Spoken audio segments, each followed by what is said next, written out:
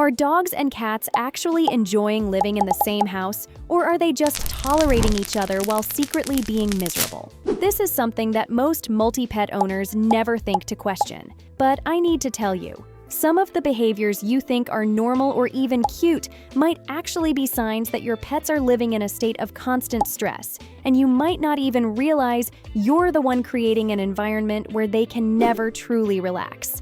By the end of this video, you'll know exactly what to look for, both the warning signs that your pets are struggling to coexist and the beautiful signs that they've actually formed a genuine bond.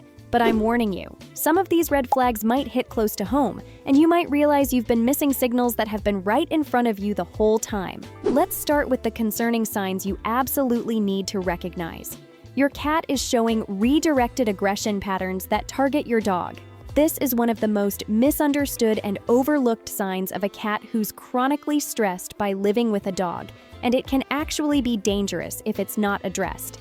Redirected aggression happens when a cat is frustrated, stressed, or overstimulated by something they can't directly confront, so they take out those feelings on a nearby target, which is often your dog. Here's what this looks like in real life. Your cat might be completely fine one moment, then suddenly attack your dog seemingly out of nowhere. Or maybe your cat is staring out the window at another cat outside, and when your dog walks by, the cat lashes out viciously, even though the dog didn't do anything wrong. The cat isn't attacking because of what the dog did in that moment. They're attacking because they're in a heightened emotional state, and the dog is just the closest available outlet. What makes this particularly concerning is that it shows your cat is living with chronic stress or frustration that they can't properly release. Maybe your dog's presence is constantly overstimulating for them. Maybe the dog invades their space too often and they feel like they can never fully relax. Maybe they don't have adequate escape routes or safe zones away from the dog, so they're always on edge waiting for the next unwanted interaction. This pattern often escalates over time if it's not addressed. The cat starts associating the dog with negative feelings, even when the dog isn't directly causing problems. Eventually, the cat might develop a constant state of anxiety around the dog, and the redirected aggression becomes more frequent and more intense. I've heard of situations where cats have seriously injured dogs through redirected aggression because the underlying stress was never identified and managed. Someone I know had a cat who would seemingly randomly attack their dog multiple times a week. They thought the cat was just mean or had behavioral issues, but after working with a behaviorist, they discovered the cat was being triggered by outdoor cats.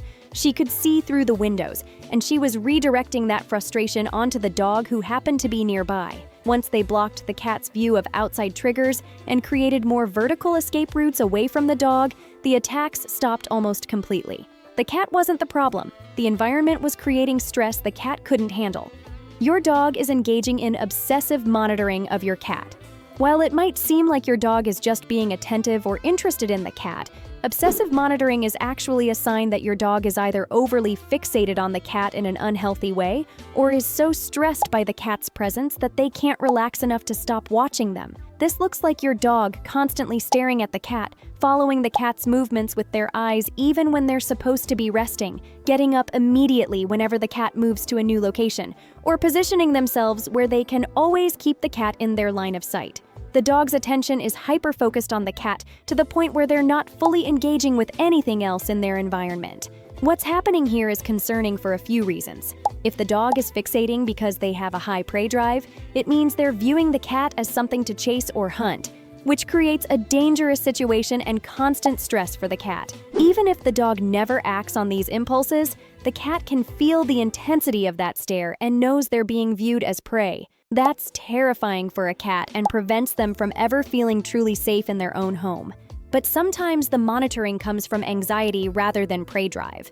The dog might be nervous about the cat's unpredictable movements, or might have been scratched or attacked before and is now hypervigilant, trying to predict what the cat will do next to avoid another negative interaction. Either way, this constant monitoring shows that neither pet is comfortable, and both are living in a state of tension. The really problematic part is that this behavior can actually trigger the cat to become more aggressive. When a cat feels like they're being stalked or intensely watched, their stress levels spike, and they're more likely to lash out defensively. So you end up with this terrible cycle where the dog watches the cat feels threatened and acts aggressively, which makes the dog even more fixated on monitoring the cat, which makes the cat more stressed and aggressive. It just escalates. There was this situation where someone's dog would literally spend hours just staring at their cat from across the room. The dog never chased or bothered the cat physically, but the constant staring made the cat so anxious that she stopped coming out of the bedroom. The cat was essentially self-isolating to avoid the stress of being watched constantly. Once they started training the dog to leave it and redirect his attention away from the cat, plus gave the cat more elevated escape routes, both pets became noticeably more relaxed. Your cat has restricted their territory to only certain areas of the house. In a healthy multi-pet household, your cat should feel comfortable accessing the entire home, or at least most of it. When a cat stops going into certain rooms, avoids specific areas, or spends most of their time hiding in one or two locations, that's a major red flag that they don't feel safe coexisting with your dog. Cats are territorial by nature, and having access to territory is crucial for their well-being. When a dog's presence makes a cat feel like they can't safely access parts of their own home, it creates chronic stress and significantly diminishes the cat's quality of life. The cat is essentially living in a state of confinement, not because you're physically restricting them, but because they've learned that certain areas aren't safe when the dog is around. This often shows up in subtle ways that people miss. Maybe your cat used to sleep in the living room, but now only sleeps in the bedroom with the door closed. Maybe they used to sit on the couch, but now they only stay on high furniture the dog can't reach. Maybe they only come out to eat or use the litter box when the dog is outside or sleeping, and they quickly retreat back to their safe zone afterwards. What makes this particularly sad is that the cat is making themselves smaller and smaller, giving up more and more of their territory to avoid conflict or stress. They're not choosing to stay in one area because they prefer it. They're trapped there by fear or discomfort. And over time, this restriction can lead to depression, obesity from lack of movement, and other behavioral problems. I know someone whose cat literally lived in the upstairs bedroom for over a year because the dog dominated the entire downstairs area. The cat would occasionally venture down for food, but would immediately run back upstairs. The owner thought this was just the cat's preference. But really, the cat had given up half of her territory because she didn't feel safe sharing space with the dog. Once they started managing the dog's behavior and creating cat-safe pathways and perches throughout the house, the cat slowly started reclaiming her territory, and her personality completely changed. She went from hiding constantly to being active and engaged throughout the home. Your dog shows frustration behaviors, specifically related to the cat's presence. Just like cats can be stressed by dogs, dogs can absolutely be stressed by cats. And this stress often manifests as frustration behaviors that people misinterpret or don't connect to the cat at all. These frustration behaviors can include excessive whining or barking when the cat is in the room, destructive behaviors that seem to happen more when the cat is present, restlessness and inability to settle down when the cat is nearby, or even redirected behaviors where the dog acts out in other ways because they can't directly interact with the cat the way they want to.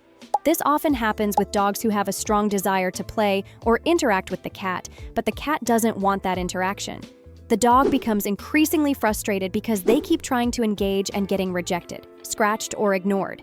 That built-up frustration has to go somewhere, so it comes out as whining, pacing, or destructive behaviors. The dog isn't being bad. They're just stressed and don't know how to manage their feelings about this cat who won't be their friend. Sometimes the frustration comes from the opposite situation. The dog is nervous or intimidated by the cat, but they have to share space with this creature that makes them uncomfortable. They can't escape the cat because it's their home too. So they live in this constant state of low-level stress that shows up as restlessness, hypervigilance, or stress-related behaviors like excessive licking or chewing. There's this example of someone whose dog started destroying things specifically when the cat would walk through the room. The dog wasn't aggressive toward the cat, but the mere presence of the cat seemed to trigger anxious energy that the dog would then take out on whatever was nearby: pillows, toys, even furniture. It turned out the dog had been scratched badly by the cat early on and had developed anxiety around the cat's unpredictable movements. Once they worked on creating positive associations and managing both pets' stress levels, the destructive behaviors decreased significantly. Both pets are avoiding shared resources or showing resource guarding. In a truly harmonious multi-pet home, both animals should feel comfortable accessing food, water, toys, and attention without tension or conflict. When either pet starts guarding resources from the other, or when they avoid resources because they don't feel safe accessing them when the other pet is around, that's a sign of serious dysfunction in their relationship. This can look like your dog growling or getting tense when the cat approaches their food bowl, even if there's no actual threat of the cat stealing food. Or your cat refusing to eat until the dog is in another room because they don't feel safe being vulnerable while eating near the dog. Maybe your dog won't play with their favorite toy if the cat is in the room. Or your cat stops using the litter box that's in a high-traffic area because they feel too exposed to the dog while using it. Resource guarding between species is particularly concerning because it shows neither pet feels secure in their access to basic necessities. They're living in a state of competition or fear around the most fundamental aspects of their daily life: eating, drinking, using the bathroom, playing. That's exhausting and stressful, and it prevents both pets from ever truly relaxing in their own home. What makes this worse is that resource guarding often escalates. It might start with subtle tension and avoidance, but over time, it can develop into aggressive confrontations that are dangerous for both pets. And the stress of living in this competitive, tense environment affects everything else about their behavior and well-being. All right, now let's talk about the good stuff. The signs that tell you your dog and cat aren't just tolerating each other, but are actually enjoying their relationship and thriving together. They engage in mutual social grooming behaviors. When dogs and cats genuinely like each other, one of the sweetest signs is when they start grooming each other. Your dog might lick your cat's head or ears, and your cat might groom your dog's face or around their eyes. This is huge because grooming is an intimate bonding behavior that animals only do with individuals they trust and feel comfortable with. What makes this particularly special is that this behavior crosses species lines. Cats groom other cats they're bonded with, and dogs lick pack members they care about. But when they do this for each other, it shows they've formed a genuine social bond that transcends their different species. They're not just living together, they're family. The body language during these grooming sessions is also telling. Both pets should look relaxed and content. The cat might be purring, and the dog's body language should be soft and gentle. Neither pet should seem stressed or like they're tolerating the interaction. They should both be clearly enjoying it. When you see this kind of mutual care and affection between your pets, you can feel confident they've developed a real friendship. This adorable routine where every morning after breakfast, the cat will jump up on the couch and the dog will come over and carefully lick the cat's head while the cat purrs and closes her eyes in contentment. Then, the cat will groom the dog's ears in return. It's this beautiful ritual that shows how bonded they are, and it's clear both of them genuinely enjoy this daily interaction. They choose to rest or sleep in close proximity to each other. This is one of the clearest indicators of a positive relationship. When animals feel safe and comfortable with each other, they'll choose to be physically close during vulnerable times like sleeping. If your dog and cat regularly nap near each other, sleep on the same piece of furniture, or curl up touching each other, that's a beautiful sign of trust and affection. What's important here is that it's their choice. You're not putting them together. They're voluntarily choosing to be close. The cat could sleep anywhere in the house, but they choose to sleep near the dog. The dog could rest in their own bed, but they prefer to be on the couch with the cat. That choice shows they find each other's presence comforting rather than stressful. Pay attention to how they position themselves too. Are they just tolerating proximity, or are they actually snuggled together? Some dogs and cats will literally spoon each other, with the dog curled protectively around the cat, or the cat nestled into the dog's belly. That level of physical intimacy shows deep trust and affection. What's also sweet is when they seek each other out for comfort. If one pet is anxious or not feeling well, does the other pet come to check on them or stay close to them? That kind of caregiving behavior shows they've formed emotional bonds where they actually care about each other's well-being. Someone told me about how their elderly cat started having health issues, and their dog became incredibly gentle and protective, always staying nearby when the cat was resting and seeming genuinely concerned about the cat's welfare. That kind of empathy and care between species is absolutely beautiful and shows a relationship that goes way beyond just coexistence. They initiate play with each other in species-appropriate ways. When dogs and cats are genuinely enjoying their relationship, they'll develop their own unique play style that respects both species' communication styles and boundaries. This is different from one-sided play where the dog is trying to engage and the cat is just tolerating it or running away. Genuine mutual play looks like your cat initiating chase games by running past the dog in an inviting way, then stopping and waiting for the dog to catch up. Or your dog doing a play bow to invite the cat to play, and the cat actually engaging rather than walking away. Maybe they have a game where they bat at each other gently, or they take turns chasing each other around furniture in a way that's clearly fun for both of them. The key indicators that play is mutual and enjoyable are that both pets keep coming back for more. Their body language is loose and playful rather than tense or aggressive, and they take breaks that respect each other's needs. The cat should be able to end the play session by jumping somewhere high or walking away, and the dog should respect that boundary. The dog should be gentle and not overwhelming, and the cat should seem engaged and willing rather than defensive. What's really adorable is when they develop their own unique games that are specific to their relationship. Like some dogs and cats will play hide and seek where one hides and the other seeks them out. Or they'll have games involving specific toys that they've claimed as theirs to play with together. This creativity in their play shows they're not just going through the motions. They genuinely enjoy interacting with each other.